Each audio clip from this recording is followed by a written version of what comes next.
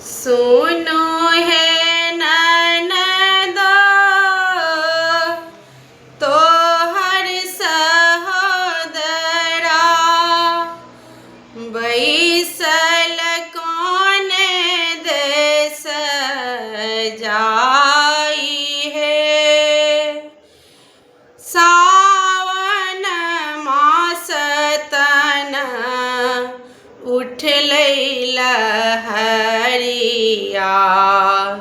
ककरा स कहब सुनाई है। सावन मास तन उठ लहरिया ककरा सा कहब सुनाई है।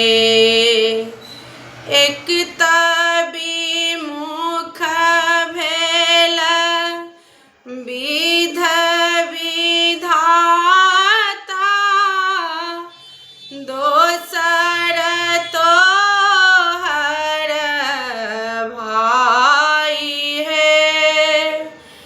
एक तबी मुख भेल विध विधाता दोसर तोहर भाई है।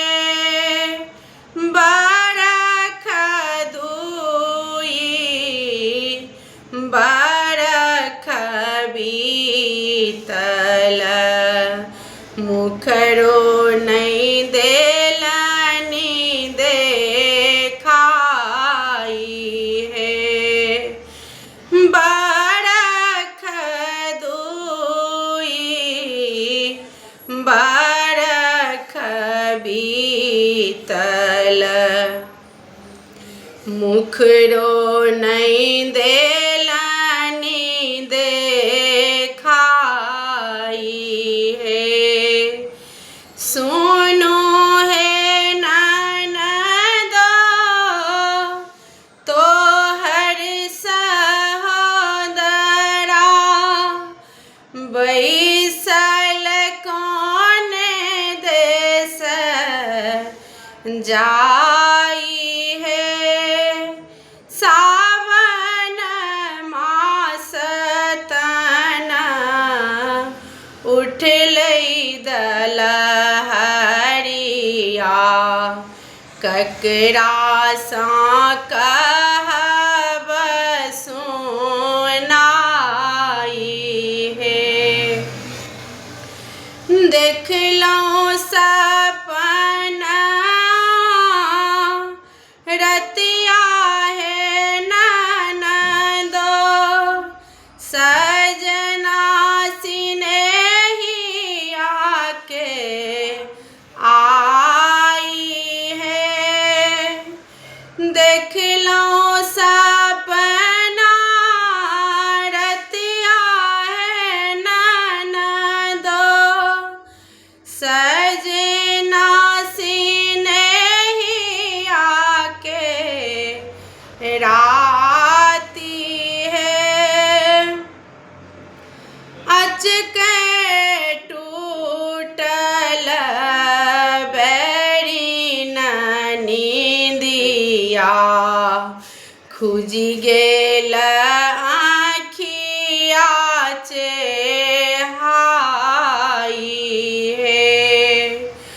अचके में उटूटल बैरी नींदिया खुजी गेल आँखिया चेहाई है।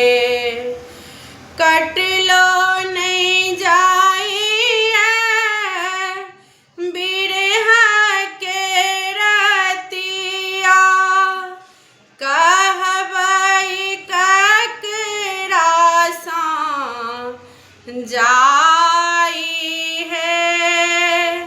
मन के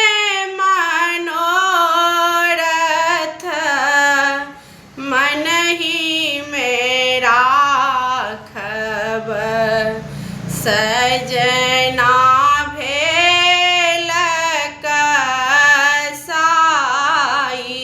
है। मन के मनोरथ मन ही में राखब, सजना भेल कसाई है। जहिया समाधव गेला परदेसिया,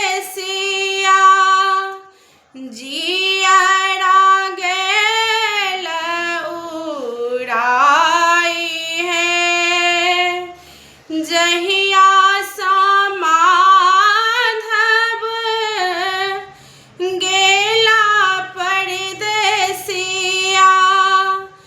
जियरा गेल उड़ाई है।